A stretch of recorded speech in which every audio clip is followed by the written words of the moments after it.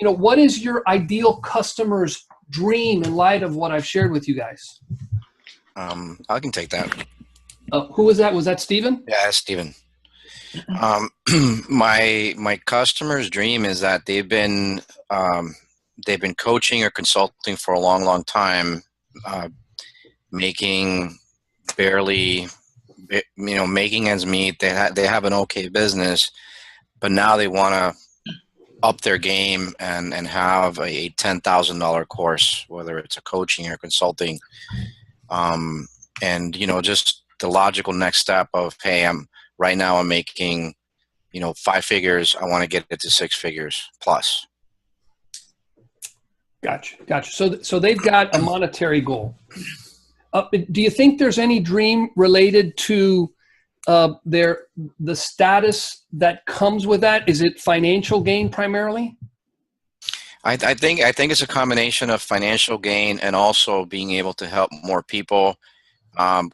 Quality versus quantity. So by offering a higher ticket program, they can put less people in there. That means they give them more attention and, in theory, help them reach whatever goal they want to get to faster. So the coach makes more money, the client gets more attention, and it's a win-win for everybody. Yeah. What about when you think about you got the financials, you've got the status. Do you think they're driven by freedom, flexibility of time? Yeah, I mean, the goal for most practitioners, whether it's a coach or whatever, is to, because when you're doing one-on-one work, there's a ceiling to that. Right. There's only so many hours that you can work. There's only so many hours that so there's only so many hours. So that either you raise your rates, or that's the only way to make more money is you raise your rates. But then how far up can you raise them? Whereas if you're doing a group program or you're doing, a high ticket program where you get more people in at a higher cost, at a higher price, that reduces the amount of time that you physically have to spend servicing these clients. And therefore you can scale your business. Right. So, something to consider is, as you do get these either higher, programs, is can you help your client organize themselves so that, they work kind of in batches? They work really hard for like 8-month stretches, and then they get a timeout. It's almost like they schedule a vacation once a quarter. Because for a lot of these people, it could be that what they want is, hey, I just want to be able to take some time off because I can't today. Yeah, it's interesting what you mentioned earlier about some of these courses being overwhelming. So I don't know if you're familiar with Justin Livingston and Callan Rush. The names sound familiar, but I'm not. They basically teach you how to fill your workshops and also how to create. They call it the optimized webinar sequence. So if you go through the optimized webinar sequence course, it's like, I don't even know how many modules. It's overwhelming going. I went through half the course and I wanted to shoot myself. There's just so much to it. Well, and let me ask you, did you get results from it? Well, the reason I took the course was actually a client gave me access to the course and she wanted me to build her funnel that way. She ended up quitting the business, so that never materialized.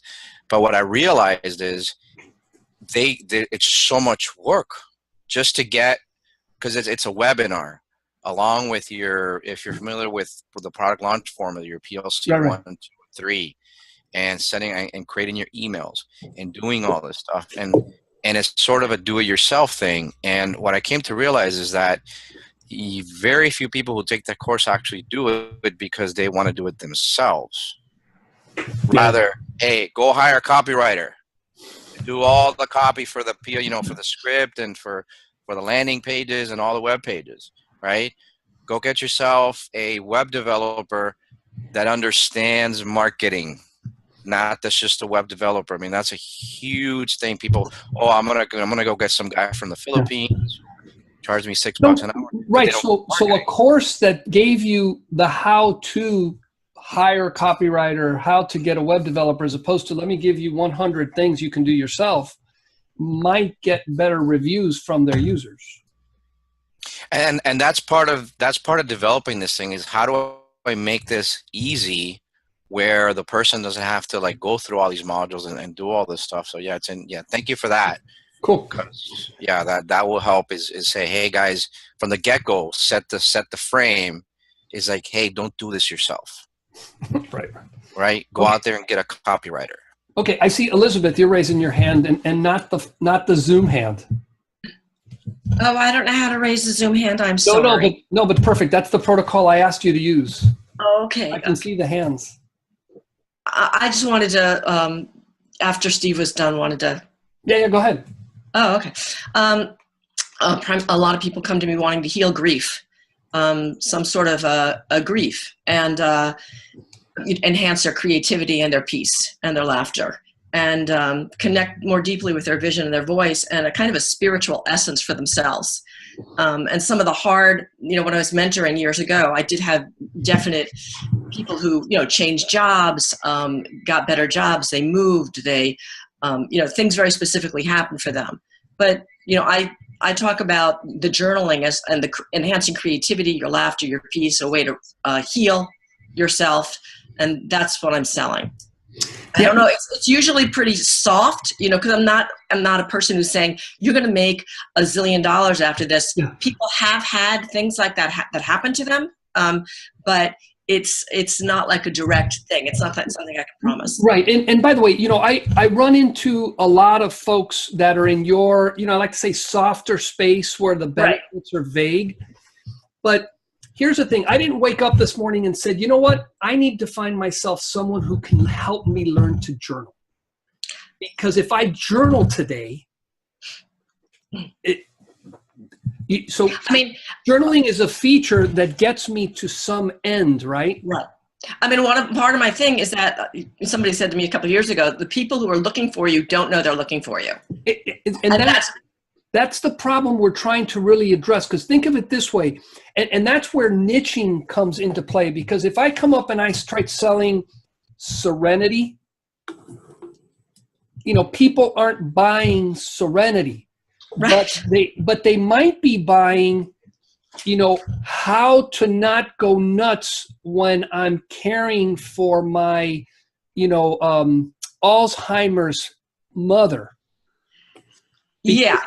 Because someone might, my dad's got dementia, and my mom, God bless her, she's doing wonders with the situation. But there is a pain point, and their dream is that after they finally go to bed at midnight, is there a way for me to get sanity so that the next day is less burdensome than the other one?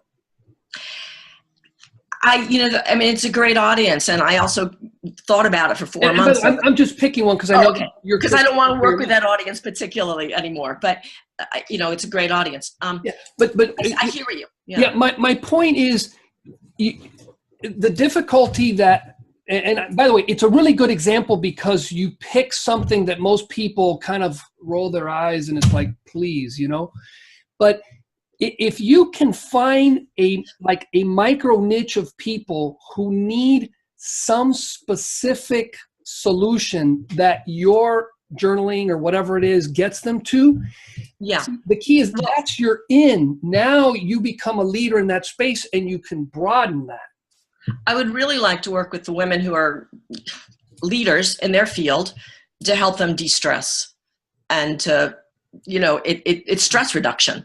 And that's what I marketed myself as in the early 90s, late 90s. Cool. So that's what, and you'll see when we come up with the homework, this is what we're going to kind of push you at.